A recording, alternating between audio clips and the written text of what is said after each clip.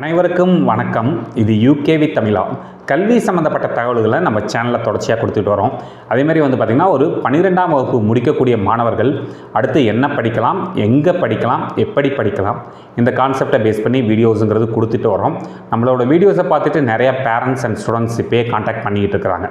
So பெரும்பாலான parents contact பண்ணவங்களில் என்னை contact பண்ணவங்கள பெரும்பாலான பேரண்ட்ஸ் கண்டினியூஸாக கேட்ட ஒரு கேள்வி என்னென்னு பார்த்தீங்கன்னா, சார் தமிழ்நாட்டில் நான் இன்ஜினியரிங் படிக்க விரும்புகிறேன், எஸ்எஸ்என் காலேஜில் சேர விரும்புகிறேன், எஸ்எஸ்என் காலேஜில் சேர்றது எப்படி? முதல் விஷயம் இது கேட்குறாங்க. ஒருவேளை என் பையனோ பொண்ணோ நீங்கள் சொல்கிற கட் ஆஃப் எடுக்க முடியல, அப்போ எஸ்எஸ்என் காலேஜில் மேனேஜ்மெண்ட் கோட்டாவில் சேர்றது எப்படி, அதுக்கான வழிமுறைகள் பற்றி சொல்ல முடியுமான்ட்டு நிறைய பெற்றோர்கள் கண்டினியூஸாக கேட்குறாங்க மற்றும் நிறைய ஸ்டூடெண்ட்ஸ் கண்டினியூஸாக கேட்குறாங்க. அவங்களுக்கான விளக்கமாக தான் இந்த வீடியோங்கிறது இருக்க போகுது. ஸோ முழுமையான தகவல்கள் வேணுங்கிறவங்க இந்த வீடியோவை ஸ்கிப் பண்ணாமல் பாருங்கள். இப்போ தமிழ்நாட்டில் +2 முடிக்கக்கூடிய ஸ்டூடெண்ட்ஸ், அதாவது 12th ஸ்டாண்டர்ட் முடிக்கக்கூடிய ஸ்டூடெண்ட்ஸ், அதில் இன்ஜினியரிங் படிக்கணும்னு விருப்பப்படுறவங்களோட பெரும்பாலான ஸ்டூடெண்ட்ஸோட முதல் சாய்ஸாக இருக்கக்கூடிய கல்லூரி என்னென்னு பார்த்திங்கன்னா எஸ்எஸ்என் காலேஜ் ஆஃப் இன்ஜினியரிங். அது பார்த்திங்கன்னா ஸ்ரீ சிவசுப்ரமணிய நாடார் காலேஜ் ஆஃப் இன்ஜினியரிங்கிறது தான் எஸ்எஸ்என் காலேஜ் ஆஃப் இன்ஜினியரிங் சொல்கிறாங்க. இது சென்னையில் இருக்குது. இந்த கல்லூரியானது பார்த்திங்கன்னா அண்ணா பல்கலைக்கழகத்துக்கு கீழே வரக்கூடிய ஒரு சுயநிதி பொறியியல் கல்லூரி, அதாவது செல்ஃப் ஃபைனான்சிங் இன்ஜினியரிங் காலேஜ், இல்லைனா நீங்கள் ப்ரைவேட் இன்ஜினியரிங் காலேஜஸ் கூட கன்சிடர் பண்ணிக்கலாம். இப்போ தமிழ்நாட்டில் இருக்கக்கூடிய தலை சிறந்த பொறியியல் கல்லூரிகளில் இந்த கல்லூரியும் ஒரு கல்லூரி. ரெண்டாவது, தமிழ்நாட்டில் இருக்கக்கூடிய ப்ரைவேட் இன்ஜினியரிங் காலேஜஸில் நம்பர் 1 ப்ரைவேட், அதாவது ப்ரைவேட்னு சொல்லிட்டாலும் சரி, செல்ஃப் ஃபைனான்சிங் இன்ஜினியரிங் காலேஜஸ்னு சொல்லிட்டாலும் சரி, தமிழ்நாட்டில் இருக்கக்கூடிய நம்பர் 1 செல்ஃப் ஃபைனான்சிங் இன்ஜினியரிங் காலேஜுங்கிறது எஸ்எஸ்என் காலேஜ் ஆஃப் இன்ஜினியரிங்னு சொல்லுவாங்க. இதுக்கு முன்னாடி மேலே 2 கல்லூரிகள் என்னென்னு பார்த்தீங்கன்னா, அண்ணா யூனிவர்சிட்டியில் இருக்கக்கூடிய சிஇஜி காலேஜ் ஆஃப் இன்ஜினியரிங் கிண்டியும் மற்றும் மெட்ராஸ் இன்ஸ்டியூட் ஆஃப் டெக்னாலஜியும் சொல்லுவாங்க. அந்த 2 கல்லூரிகள் பார்த்திங்கன்னா அரசு பொறியியல் கல்லூரிகள், அதாவது கவர்மெண்ட்டோடைய கல்லூரிகள்ங்கிறனால அதில் மாணவர்கள் அதிகமாக தேர்ந்தெடுக்கிறாங்க. அப்படி இல்லைனா எஸ்எஸ்என் தான் ஃபஸ்ட் இம்பார்ட்டன்ட் எல்லாருமே கொடுக்குறாங்க. ஓகே, இப்போ இந்த எஸ்எஸ்என் காலேஜுங்கிறது யார் நடத்துகிறாங்க அப்படின்னு பார்த்தீங்கன்னா, HCL டெக்னாலஜியோட ஓனர் மிஸ்டர் சிவ் நாடார் அப்படிங்கிறவரால் ஆரம்பிக்கப்பட்டது தான் இந்த எஸ்எஸ்என் காலேஜ் ஆஃப் இன்ஜினியரிங். இதை அவங்க ஒரு சேவை மனப்பான்மையோடு நடத்திக்கிட்டு இருக்காங்க. எஸ்எஸ்என் எஜுகேஷனல் ட்ரஸ்ட்டு சார்பாக தான் இந்த பொறியியல் கல்லூரியானது நடந்துக்கிட்டு இருக்குங்க. இப்போ இந்த கல்லூரியை பொறுத்த வரைக்கும் அங்கே மொத்தம் 8 டிபார்ட்மெண்ட் ரன் பண்ணுறாங்க. ஆனால் ஒரு முக்கியமான விஷயத்தை கவனிக்கணும். தமிழ்நாட்டோட நம்பர் 1 ப்ரைவேட் இன்ஜினியரிங் காலேஜ்னு சொல்கிறோம். பட் அங்கே இருக்கக்கூடிய துறைகள், அதாவது டிபார்ட்மெண்ட்ஸ்லாம் எடுத்து பார்த்திங்கன்னா பேசிக்கான டிபார்ட்மெண்ட்ஸ் தான் இருக்கும். எந்த ஒரு அட்வான்ஸ்டு டிபார்ட்மெண்ட்டும் போக மாட்டாங்க, எந்த ஒரு ஸ்பெஷலைஸ்டு டிபார்ட்மெண்ட்ஸும் போக மாட்டாங்க. உதாரணத்துக்கு பார்த்திங்கன்னா இன்றைக்கி நிறைய இப்போ புதுசாக ஆரம்பிக்கப்பட்ட கல்லூரிகளில் சிவில் மெக்கானிக்கல்லாம் கிடையாது. பட் இங்கே பார்த்திங்கன்னா நமக்கு கெமிக்கல் இன்ஜினியரிங் இருக்குது, பயோமெடிக்கல் இன்ஜினியரிங் இருக்குது, மெக்கானிக்கல் இன்ஜினியரிங் இருக்குது, ட்ரிபிள் இருக்குது, இசிஇ இருக்குது, ஐடி இருக்குது, கம்ப்யூட்டர் சயின்ஸ் இன்ஜினியரிங் இருக்குது. இது மாதிரி கோர் டிபார்ட்மெண்ட்டுக்கு முக்கியத்துவம் தரக்கூடிய ஒரு முக்கியமான கல்லூரியாகவும் பார்க்கப்படுது. ஏன் அப்படின்னு பார்த்தீங்கன்னா, இன்றைக்கி புதுசாக ஆரம்பித்த கல்லூரிகள், இன்றைக்கி நான் தான் பெரிய கல்லூரிகள்னு சொல்லக்கூடிய நிறைய கல்லூரிகள் பார்த்திங்கன்னா வெறும் டெக்னாலஜி பேஸ்டாகவும் ஸ்பெஷலைசேஷன் பேஸ்டாகவும் மட்டுமே கல்லூரிகள் நடத்திக்கிட்டு இருக்கிறாங்க. ஆனால் மாணவர்கள் மற்றும் பெற்றோர்களோட ஃபஸ்ட்டு சாய்ஸான இந்த கல்லூரியை பொறுத்த வரைக்கும் பார்த்திங்கன்னா கோர் டிபார்ட்மெண்ட்டுக்கு முக்கியத்துவம் தர்றாங்க. அதே சமயத்தில் அந்த கோர் டிபார்ட்மெண்ட்டில் படிக்கக்கூடிய மாணவர்களுக்கு வேலைவாய்ப்பையும் வாங்கி தர்றாங்க. வெறும் ஒரு துறையை மட்டும் நோக்கி நகராமல் எல்லா துறைகள் மாணவர்களுக்கும் வாய்ப்புகள் கொடுத்து எல்லா துறை மாணவர்களுக்கும் நல்ல பிளேஸ்மெண்ட்டும் கொடுக்கக்கூடிய ஒரு முக்கியமான கல்லூரியாக பார்த்திங்கன்னா எஸ்எஸ்என் காலேஜ் ஆஃப் இன்ஜினியரிங்கிறது இருக்குது. ஸோ இப்போ எல்லாருக்குமே சேர விருப்பம். ஆனால் அந்த கல்லூரியில் மொத்தமே பார்த்திங்கன்னா ஒரு 800+ சீட்ஸ் தான் கவுன்சிலிங்க்கு ஒதுக்குறாங்க. அப்போ நாம் அந்த கல்லூரியில் சேரணும் அப்படின்னு பார்த்தீங்கன்னா, அதாவது நல்ல கட் ஆஃப் வேணும். இன்றைக்கி ஒரு 195க்கு மேலே கட் ஆஃப் இருந்தால் மட்டும்தான் அந்த கல்லூரியில் சேர்றதை பற்றி யோசிக்க முடியும். அதுலேயும் மாணவர்களோட ஃபஸ்ட்டு சாய்ஸான கம்ப்யூட்டர் சயின்ஸ் இன்ஜினியரிங், இசிஇ இந்த மாதிரியான துறைகளெல்லாம் சேரணும்னா நீங்கள் 199, 98 வரைக்கும்லாம் எடுக்க வேண்டிய வரும். இப்போ ஒரு 198, 99 வாங்கினா தான் இந்த கல்லூரியில் கன்ஃபார்மாக சீட்டு கிடைக்கும். ஓகே சார், இப்போ நீங்கள் சொல்கிற மாதிரி அவ்வளோ கட் ஆஃப் வாங்கலை, இல்லை ஏதாவது ஒரு பாயிண்டில் மிஸ் ஆயிடுச்சு, இப்போ இந்த கல்லூரியில் சேர்றதுக்கு வேறு ஏதாவது வழிகள் இருக்குதான்னு கேட்டால் 2வது வழி இருக்குது. மேனேஜ்மெண்ட் கோட்டான்னு சொல்லுவாங்க.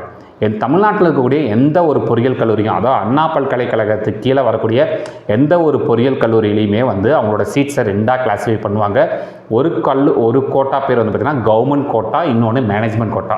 அதாவது அவங்களோட 65% இடத்த வந்து பார்த்திங்கன்னா கவர்மெண்ட்டுக்கு கவுன்சிலிங் கொடுத்துடணும். மிச்சம் இருக்கக்கூடிய 35% இடங்கள் வந்து பார்த்திங்கன்னா அந்த கல்லூரிகள் தனிப்பட்ட முறையில் ஃபில் பண்ணிக்கலாம். இப்போ மற்ற பொறியியல் கல்லூரிகள் பார்த்திங்கன்னா டொனேஷன்ஸ் வாங்கிட்டு ஃபில் பண்ணுவாங்க. சில கல்லூரிகள் வந்து டொனேஷன் வாங்காமல் ஃபில் பண்ணுறாங்க. இந்த எஸ்எஸ்என் காலேஜ் ஆஃப் இன்ஜினியரிங் பொறுத்த வரைக்கும் அவங்க அந்த மேனேஜ்மெண்ட் கோட்டா அட்மிஷனை வந்து அவங்க என்ன சொல்கிறாங்கன்னு பார்த்திங்கன்னா மெரிட் மேனேஜ்மெண்ட் கோட்டா அப்படின்னு சொல்கிறாங்க. மெரிட் மேனேஜ்மெண்ட் கோட்டானா என்ன அர்த்தம்னு பார்த்திங்கன்னா அவங்க வந்து எந்த ஒரு டொனேஷனும் வாங்காமல் நேரடியாக திறமையை வைத்து மட்டுமே மாணவர்களை வந்து சேர்க்கக்கூடிய ஒரு கல்வி நிறுவனமாக இருக்கிறதா வந்து பார்த்திங்கன்னா எஸ்எஸ்என் காலேஜ் ஆஃப் இன்ஜினியரிங் சொல்கிறாங்க. இப்போ நீங்கள் மற்ற இன்ஜினியரிங் காலேஜ் போகிறீங்க, நேரடியாக போகிறீங்க, நீங்கள் பேசுகிறீங்க, மேபி கேபிடேஷன் கேட்குறாங்க, உங்களுக்கு நீங்கள் கொடுக்க ரெடியாக இருந்தீங்கன்னா நீங்கள் கொடுத்து நேரடியாக சேரலாம். சில பொறியியல் கல்லூரிகள் கேபிடேஷன் வேண்டாம், நீங்கள் வந்து ஜாயின் பண்ணால் போதும் அப்படிங்கிற கல்லூரிகளையும் நீங்கள் ஜாயின் பண்ணலாம். But SSN college of engineering பொறுத்த வரைக்கும் அப்படி நேரடியாக நீங்கள் போய் ஜாயின் பண்ண முடியாது. அவங்களுடைய அந்த மெரிட் மேனேஜ்மெண்ட் கோட்டாவில் ஜாயின் பண்ணணும் அப்படின்னு பார்த்தீங்கன்னா அதுக்கு தனியாக அப்ளிகேஷனுங்கிறது ஓப்பன் ஆகும். இப்போ எல்லா பேரண்ட்ஸுமே கேட்குற ஒரு விஷயம், சார் எப்போ சார் நம்மளுக்கு மெரிட் மேனேஜ்மெண்ட் கோட்டாவோட அப்ளிகேஷன் ஓப்பன் ஆகும், இப்போயே நான் அப்ளை பண்ணணுமா, இப்போயே நான் வந்து அதுக்கு தயாராகணுமா அப்படின்னு நிறையா பேரண்ட்ஸ் கேட்க ஆரம்பிச்சிட்டாங்க. மெரிட் மேனேஜ்மெண்ட் கோட்டா அப்ளிகேஷனை பொறுத்த வரைக்கும் நான் கிளியராக சொல்லிடுறேன். இதோட அப்ளிகேஷனுங்கிறது எப்போ ஓப்பன் ஆகும் அப்படின்னு பார்த்தீங்கன்னா உங்களுடைய 12ஆம் வகுப்போட ரிசல்ட்ஸ்லாம் வந்து ஒரு 10 நாள் கழித்து தாங்க ஓப்பனே ஆகும். அது வரைக்கும் நீங்கள் வந்து மெரிட் மேனேஜ்மெண்ட் கோட்டாவுக்கு வந்து இப்போ இருந்தே அந்த கல்லூரிக்கு போனாலும் சீட்டும் தரமாட்டாங்க. இப்போ இருந்தே யாரையும் நீங்கள் வந்து ஃபோன் பண்ணி கேட்க வேண்டிய அவசியமே இல்லை. அது சம்மந்தப்பட்ட அப்ளிகேஷன் ஓப்பன் ஆனோடனே நம்ம வந்து கண்டினியூஸாக வீடியோஸுங்கிறது போடுவோம். முதல் விஷயம். ரெண்டாவது, அவங்க முழுக்க அந்த மெரிட் மேனேஜ்மெண்ட் கோட்டாவோட அப்ளிகேஷனை பேஸ் பண்ணி தான் வந்து அட்மிஷன்ஸுங்கிறது தர்றாங்க. அப்போ மெரிட் மேனேஜ்மெண்ட் கோட்டாவுக்கு அப்ளை பண்ணாலே நம்மளை வந்து அட்மிஷன்ஸ் கூப்பிடுவாங்களான்னு கேட்டால் கிடையாது. அந்த மெரிட் மேனேஜ்மெண்ட் கோட்டாவுக்கு அப்ளை பண்ணிங்கன்னா அவங்க வந்து ஒரு என்ட்ரன்ஸ் எக்ஸாம் வைப்பாங்க. அந்த எக்ஸாமோட பேர் தான் merit management quota entrance exam. அந்த என்ட்ரன்ஸ் எக்ஸாமில் அவங்க பெரும்பாலும் என்ன பண்ணுவாங்கன்னு பார்த்திங்கன்னா நீங்கள் படிக்கக்கூடிய ஃபிசிக்ஸ், கெமிஸ்ட்ரி, மேக்ஸ் இதுலேருந்து பேசிக்கலாகவும் ப்ளஸ் வந்து பார்த்திங்கன்னா ஆப்டிடியூட், நீங்கள் மேக்ஸ் படித்தாலே போதும், ஆப்டிடியூடுக்கு தனியாக ப்ரிப்பேர் பண்ணணும்லாம் அவசியம் இல்லை. பட் வந்து ஆப்டிடியூடை பேஸ் பண்ணி கொஞ்சம் கொஸ்டின்ஸ் கேட்பாங்க. இது வந்து ரிட்டன் எக்ஸாம் நடக்கும். ரெண்டாவது இன்டர்வியூ பொறுத்த வரைக்கும் ரொம்ப டெக்னிக்கல் இன்டர்வியூலாம் கிடையாதுங்க. ஜென்ரலாக உங்களுக்கு நல்லா ஓரளவுக்கு இங்கிலீஷில் பேசிக்காக பேச தெரிஞ்சிருந்தால் போதும். நீங்கள் வந்து இன்டர்வியூவில் வந்து ஜென்ரலாக மட்டும்தான் கேள்விகள் கேட்குறாங்க. ஏன்னா கடந்த ஒரு சில வருஷங்களாகவே அந்த இன்டர்வியூ ப்ராசஸ் பார்த்துக்கிட்டு இருக்கிறோம். அதை அட்டன் பண்ணிவிட்டு வந்த மாணவர்கள்ட்ட ரிவ்யூ கேட்டுக்கிட்டு இருக்கிறப்ப வந்து நிறைய மாணவர்கள் கேட்டது, சார் டெக்னிக்கலாலாம் எதுவும் கேட்கல சார், ஜென்ரலாக தான் கேட்டாங்க. ஸ்கூலில் நம்ம ஒரு எஸ்ஏ ரைட்டிங் எழுதுவோம்ல, அந்த மாதிரியான கேள்விகள் தான் கேட்டாங்க, டெக்னிக்கலாக எதுவும் கேட்கல. அதுமாதிரி நம்மளுக்கு என்ட்ரன்ஸ் எக்ஸாம் பொறுத்த வரைக்கும் ரொம்ப டெக்னிக்கலாக இல்லை, பேசிக்காக மேக்ஸ் ப்ளஸ் ஆப்டிடியூட் இதுலேருந்து தான் கேள்விகள் கேட்பாங்க. அதிகபட்சம் நீங்கள் ஃபிசிக்ஸ், கெமிஸ்ட்ரி ப்ரிப்பேர் பண்ணிக்கலாம். அதுலேருந்து மட்டும்தான் கேள்விகள்ங்கிறது வரும். ஓகே, இப்போது எல்லாருக்கும் ஒரு கேள்வி வரும், சார் நான் வந்து இப்போ மெரிட் மேனேஜ்மெண்ட் கோட்டாவில் அப்ளை பண்ணிட்டேன், அப்ளை பண்ணால் எல்லாரையுமே வந்து அந்த என்ட்ரன்ஸ் எக்ஸாமுக்கு கூப்பிடுவாங்களான்னு கேட்டால் கண்டிப்பாக கிடையாது. அந்த அப்ளை பண்ணினேன் அதுலேயுமே பார்த்திங்கன்னா நல்ல கட் ஆஃப், எனக்கு தெரிஞ்சு வந்து பார்த்திங்கன்னா ஒரு போன வருஷம் 180 கட் ஆஃப் வரைக்கும் வாங்கினவங்களுக்கு கூப்பிட்டாங்க. அதில் சிபிஎஸ்சி ஸ்டூடெண்ட்ஸ்க்கு ஒரு சில சலுகைகள்லாம் கொடுத்தாங்க, ஒரு 5 மார்க் வரைக்கும் கன்சிடர் பண்ணி கூப்பிட்டாங்க. இப்போ நார்மலாக ஸ்டேட் போர்டு ஸ்டூடெண்ட்ஸ் ஒரு 195 வாங்கின மாணவர்களை கூப்பிட்டாங்கன்னா சிபிஎஸ்சியில் 190 வாங்கினவங்களையும் கூப்பிட்டுருந்தாங்க. சீட்ஸுமே அதை பேஸ் பண்ணி தான் கொடுத்தாங்க. ஸோ இப்போ நம்மளை வந்து இப்போ நான் 160 வாங்கியிருக்கேன், அப்ளை பண்ணியிருக்கேன், ஏன் என்னை கூப்பிடலைன்னு நம்ம கேட்கவும் முடியாது. 170 வாங்கியிருக்கேன், என்ன ஏன் கூப்பிடலைன்னு கேட்க முடியாது. அந்த கல்லூரி ஒரு கிட்டத்தட்ட ஒரு மேனேஜ்மெண்ட் கோட்டாவுக்கு ஒரு 300 சீட் இருக்குன்னா அவங்க அதை பேஸ் பண்ணி அதை ஒரு கால்குலேட் பண்ணி தான் அவங்க வந்து இத்தனை நம்பர்ஸை மட்டும் கூப்பிடலாம் தான் கூப்பிடுவாங்க. கடந்த வருஷம் ஒரு 180 கட் ஆஃப் வாங்கின வரைக்குமே கூப்பிட்டாங்க. அப்போ அவங்க கன்சிடர் பண்ணுறது அதில் என்ன பார்ப்பாங்கன்னா கம்யூனிட்டியுமே பார்ப்பாங்க. கம்யூனிட்டினா OC, BC, BCM, MBC, SC, SCA, எஸ்டிங்கிற இதையும் பார்ப்பாங்க. ஸ்டேட் போர்டு சிபிஎஸ்சிங்கிற கேட்டகரியும் பார்ப்பாங்க. அதை பேஸ் பண்ணி தான் கூப்பிடுவாங்க. அதை கூப்பிட்டு அந்த என்ட்ரன்ஸ் எக்ஸாம் எழுத வைப்பாங்க. அந்த என்ட்ரன்ஸ் எக்ஸாமுடைய ஸ்கோர் மற்றும் கம்பல்சரி உங்களுடைய +2 ஸ்கோரை பார்ப்பாங்க. ஏன்னா நிறைய பேர் சொல்கிறதுன்னு பார்த்தீங்கன்னா நீங்கள் அந்த என்ட்ரன்ஸ் எக்ஸாம் மட்டும் நல்லா ஸ்கோர் வாங்கிட்டாலே போதும் உங்களுக்கு சீட்டு கொடுத்துருவாங்க அப்படிங்கிறலாம் சொல்கிறாங்க. அப்படி கிடையாது. அந்த என்ட்ரன்ஸ் எக்ஸாம் ஸ்கோரையும் பார்ப்பாங்க, ப்ளஸ் ஈக்குவலாக உங்களுடைய கட் ஆஃபையும் பார்ப்பாங்க. நீங்கள் வந்து ஒரு 180 தான் கட் ஆஃப் ஆகியிருக்கேன், எனக்கு கம்ப்யூட்டர் சயின்ஸில் சீட்டு கொடுப்பாங்களான்னு கேட்டால் கண்டிப்பாக கொடுக்க மாட்டாங்க. ஆனால் அதே சமயத்தில் ஒரு கெமிக்கல் இன்ஜினியரிங் டிபார்ட்மெண்ட்டோ பயோமெடிக்கல் இன்ஜினியரிங் டிபார்ட்மெண்ட்டோ சீட்டு கொடுக்கறதுக்கு வாய்ப்புகள் இருக்குது. சரிங்களா? அப்படி தான் கொடுப்பாங்களே தவிர்த்து பியூர்லி என்ட்ரன்ஸ் எக்ஸாம் பேஸ் பண்ணி மட்டும்லாம் கொடுக்கவே மாட்டாங்க. உங்களுடைய +2 கட் ஆஃபும் வந்து கன்சிடர் பண்ணுவாங்க. ஸோ அப்போ அதை பேஸ் பண்ணி தான் சீட்டுங்கிறத அவங்க அலோகேட் பண்ணுறது தான் சீட். அவங்க அது வந்து உங்களை உடனேலாம் ரிசல்ட்டெல்லாம் சொல்ல மாட்டாங்க. உங்களை அனுப்பிச்சி வச்சுட்டு அதுக்கடுத்து அந்த ஆஃபர் லெட்டருங்கிறது உங்களுக்கு அனுப்புவாங்க. அந்த ஆஃபர் லெட்டர் யாருக்கெல்லாம் வருதோ அந்த மாணவர்கள் மட்டும்தான் போய் சேர முடியும். முதல் விஷயம். ரெண்டாவது விஷயம் என்ன அப்படின்னு பார்த்தீங்கன்னா, இப்போ ஆஃபர் லெட்டர் ரிசீவ் பண்ணிட்டீங்க, நீங்கள் சேர விருப்பப்பட்டால் சேரலாம். இல்லை சார் எனக்கு வந்து நான் நினச்ச டிபார்ட்மெண்ட் வேறு, இன்னும் எனக்கு கிடச்சிருக்க டிபார்ட்மெண்ட் வந்து வேறையாக இருக்குது, அந்த டிபார்ட்மெண்ட்டுக்கு மாற முடியுமான்னு கேட்டால் அங்கே ஏதாவது ஒரு வேக்கன்சி உருவாகுது. அதாவது மெரிட் மேனேஜ்மெண்ட் கோட்டாவில் ஜாயின் பண்ணி சேர்ந்த ஸ்டூடெண்ட் யாராச்சும் கவுன்சிலிங்க்கு மூவ் ஆகிட்டாங்க, இல்லை கவுன்சிலிங்கில் சேர்ந்த ஸ்டூடெண்ட் யாராச்சும் இங்கே வந்து கல்லூரியில் சேரலை அப்படின்னா அந்த ஸ்லைடிங் ப்ராசஸ் மூலமாகவும் சேர்றதுக்கான வாய்ப்புகள்ங்கிறது இருக்குதுங்க. இதுதான் வந்து merit management quota. So merit management quota பொறுத்த வரைக்கும் இப்போ இருந்தே நீங்கள் வந்து எந்த ஒரு அவசரமும் பட வேண்டாம். கண்டிப்பாக மே கடைசியில் தான் அப்ளிகேஷன் ஓப்பன் ஆகும். அது வரைக்கும் கண்டினியூஸாக நீங்கள் யார்கிட்டையுமே கேட்கணுங்கிற ஒரு அவசியம் இல்லை. ரெண்டாவது என்னை பொறுத்த வரைக்கும் நான் ஒரு விஷயம் தெளிவாக சொல்லுவேன். நீங்கள் வந்து இன்ஜினியரிங் தான் தமிழ்நாட்டில் சேர போகிறீங்க அப்படின்னு பார்த்தீங்கன்னா 3 சப்ஜெக்டில் நல்லா படிங்க. Physics, chemistry, maths. நீங்கள் டீம்டு யூனிவர்சிட்டி என்ட்ரன்ஸ் எக்ஸாமுக்கு தனியாக ப்ரிப்பேர் பண்ணணும்னு அவசியம் கிடையாது. அதுமாதிரி இன்ஜினியரிங் காலேஜஸோட அட்மிஷனுக்கு தனியாக ப்ரிப்பேர் பண்ணணும்னு அவசியம் கிடையாது. நீங்கள் உங்களுடைய சப்ஜெக்டில் மட்டுமே மார்க் வாங்கினாலே போதுங்க. ஃபிசிக்ஸ், கெமிஸ்ட்ரி, மேக்ஸை மட்டும் நல்லா ப்ரிப்பேர் பண்ணாலே போதும்.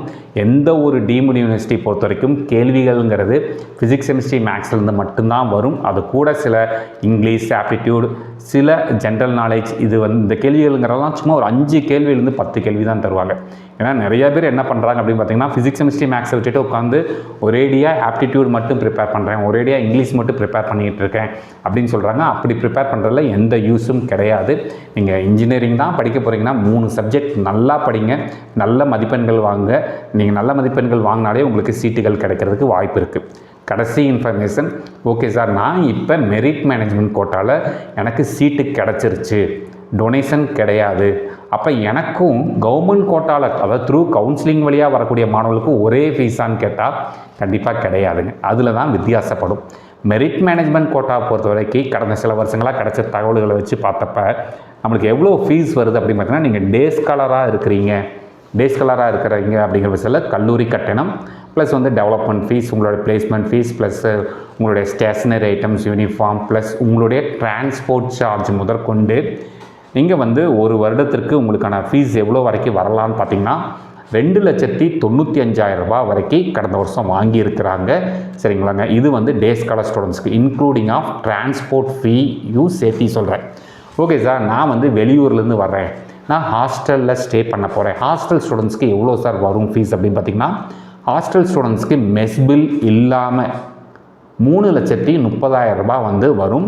அந்த 3,30,000 ரூபாய் இல்லாமல் நீங்கள் வந்து மாதம் வந்து பார்த்திங்கன்னா மெஸ் பில்லுங்கிறது வாட் எவர் அவங்க என்ன ஃபீஸோ அதை கட்டுற மாதிரி இருக்கும். அதுபோக ஒரு வருடத்திற்கு 3,30,000 ரூபாங்கிறது கட்டுற மாதிரி இருக்கும். கண்டிப்பாக கவர்மெண்ட் கோட்டா ஸ்டூடெண்ட்ஸ்க்கும் மேனேஜ்மெண்ட் கோட்டா ஸ்டூடெண்ட்ஸ்க்கும் ஃபீஸில் வந்து வித்தியாசம் வரும். ஸோ எப்பயுமே நம்ம வந்து முடிஞ்ச அளவுக்கு வந்து ஃபஸ்ட்டு வந்து கவர்மெண்ட் கோட்டா வழியாக போகிறதுக்கான வாய்ப்புகளை பாருங்கள். அதில் சீட்டு கிடைக்காத பட்சத்தில் மேனேஜ்மெண்ட் கோட்டாவுக்கு போங்க. எப்பயுமே இம்பார்ட்டன்ஸ் வந்து கவர்மெண்ட் கோட்டாவில் சேர்கிறதுக்கான வழிகள் பாருங்கள். இதுதான் எஸ்எஸ்என் காலேஜோட அட்மிஷன் ப்ரொசீஜர். இது இல்லாமல் தனியாக வந்து பார்த்திங்கன்னா அவங்க வந்து சில ஃப்ரீ கோட்டாஸ்லாம் இருக்குது. அதாவது ஸ்போர்ட்ஸில் கொடுப்பாங்க, அதேமாதிரி வில்லேஜ் பீப்புளுக்கு தருவாங்க. அதை பற்றின வீடியோஸ்லாம் அடுத்தடுத்த வீடியோக்களில் கொடுக்குறேன். இப்போதைக்கு மேனேஜ்மெண்ட் கோட்டா, எஸ்எஸ்என் காலேஜோட மேனேஜ்மெண்ட் கோட்டா பற்றின தகவலுங்கிறது இதுதான். இந்த மாதிரி கண்டினியூஸாக உங்களுக்கு கவுன்சிலிங் சம்மந்தப்பட்ட தகவல்கள், பல்வேறு படிப்புகள் சம்மந்தப்பட்ட தகவல்கள் உங்களுக்கு கண்டினியூஸாக வேணுங்கிறவங்க யூகேவி தமிழா அப்படிங்கிற இந்த யூடியூப் சேனலை சப்ஸ்கிரைப் பண்ணிக்கோங்க. மற்றும் இந்த வீடியோ உபயோகமாக இருக்குது நீங்கள் ஃபீல் பண்ணிங்கன்னா உங்களுக்கு தெரிஞ்ச 12ஆம் வகுப்பு படிக்கக்கூடிய மாணவர்கள் மற்றும் அவங்க பெற்றோர்களுக்கு இந்த வீடியோ ஷேர் பண்ணுங்கள். மிகவும் நன்றி.